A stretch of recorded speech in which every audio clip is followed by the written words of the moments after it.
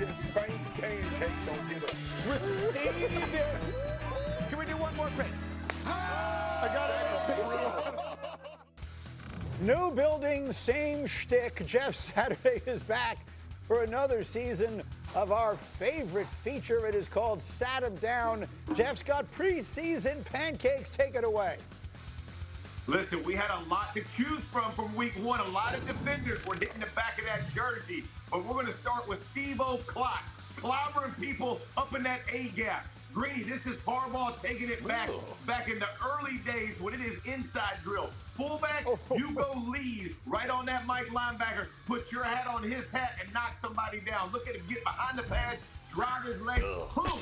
That defender hit the base, sat him down. One pancake right there, my man Swagoo. One cake. Number two, Willie Lampkin from the Rams. I want you to watch it. Secures the A-gap, runs the... Does that not look like Moses parting the Red Sea? Because that's what it looks like to me. Because my man gets up under the pad, drives his feet. He got men reaching with little arms that can't catch nobody, and then dumps them on the back of his head. There is nothing prettier than this right here. That running back needs to buy him some goods right now. Sat him down, number 2 for 2 pancakes. And to finish this out, this is the thing, Mike Vrabel bringing some nastiness back to New England. Will Campbell, little skip pull, get outside. I want a little man to try to come fit up with my tackle. Not a good plan if you're on the other side of football. Nice athletic move. Look at him. Big man in space. Gets his fit and finish. And then just I wanted him to drive him into the sideline so all his boys could see it. Unfortunately, he can't do that. But he takes it to the edge, dumps them down. What a thing of beauty. 3 pancakes, sat him down. My man handled his business.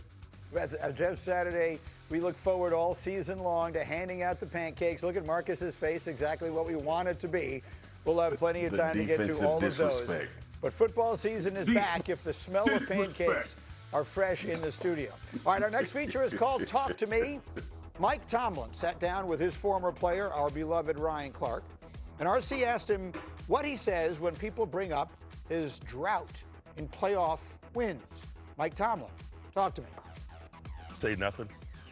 You know, we got resumes, we all do, and we got to stand on that. I live a life, man, where I don't seek comfort, I don't make excuses. You know, engaging in that discussion to me is excuses. I don't live that life, man. Like, I pour everything I got into what I do, man, and when the dust settles, it settles, and I keep it moving. And so, you know, I don't care a whole lot about what people have to say. I do. I don't. Like, respectfully, I don't. Some people, you know, some people talk, some people watch, some people do. I'm glad I'm a doer. I'm glad I live in that world. It's an excellent interview on the pivot. They go a lot of different places. RC and Tomlin are very close from all their time together, but that part of it is interesting, the way he manages this. And you cover that team closely all the time, and we're all aware, or maybe people aren't all aware, that locally, nationally, Mike Tomlin is a revered figure. Everyone around the country thinks he is one of the 2 or 3 best coaches in football. The hardcore Steeler fans see all these playoff losses, and a lot of them are frustrated, and a lot of them point the finger of blame at the coach. For years. What is your sense of what he is saying there and what we should be expecting? Well, that's vintage Tomlin. He didn't tell me anything I didn't already know. I'm glad he's a doer. The Steelers fans need his quarterback to be a doer this season because that's really the only thing anybody cares about. How good can Aaron Rodgers be? How good can this offense be? Can they finally win a playoff game? Mike Tomlin is a good enough coach where he can get this team 4 to 5 wins just by virtue of being himself. But the standard it needs to be elevated. The standard is the standard, but for right now, the standard has been no losing seasons. That's not going to cut it. But as long as he wants to be in Pittsburgh, he'll be in Pittsburgh. Swag, I haven't had a chance to talk to you this entire preseason. What is your sense of this team with Rodgers and sort of the trade for DK Metcalf, a very un-Steeler-like offseason? They seem to be going all in for this year. What is your expectation of how well it will work? It's all predicated on Aaron Rodgers, G. If Aaron Rodgers is 75 to 80% of himself, I'm talking about the good Aaron Rodgers, this team can have some success, and you'll have to worry about the Steelers if they get into the playoffs. And this is a long way I've come. G, you remember months ago, maybe a year ago, I floated this out there about what if Aaron Rodgers and Mike Tomlin ended up working together. And then I was like, hell no, it shouldn't happen, because I thought it would put them right back in this QB conundrum that they've been in for a while. They've tried everything. They've drafted, they've traded for, they've tried to bring guys throughout the system and build them up.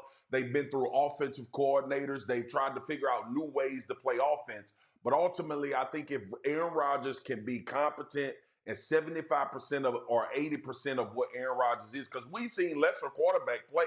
They made the playoffs. This is about him managing an offense, hitting explosives every once in a while, and allowing that defense to be the catalyst for them throughout the duration of the game, while they're supplementing that by making 21 points, 24 points potentially, and this team could be a problem. But they also got to get Cam Hayward back on the field. That's a whole other issue. That's going on. He's got a contract situation he wants talked about as well. But just for the moment on that, Jeff, Rodgers, Tomlin, Steelers, what do you expect?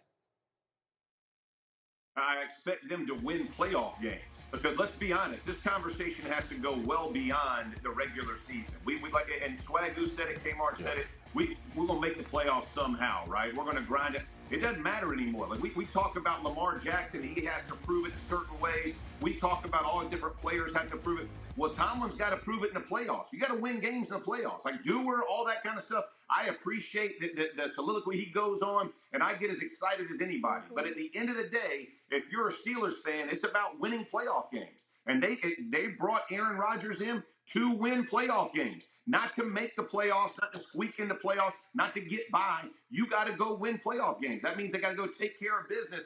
To me, this is a make it or break it. You've done, to Swagger's point, you've done everything you can do. You brought in quarterbacks, you try to trade for them, you've done all this stuff. Well, now it's time. If we're going to go be a doer, we got to be a playoff winner. To me, we can get through the regular season. We get the playoffs, that's when the rubber really meets the road. All right, up against the end of an hour. We'll have more to say on the Steelers as we go, but we'll get back to Big D. And the D stands for drama. And in fact, a lot of it is self-inflicted, and now we know it's being done on purpose. Fascinating things being said.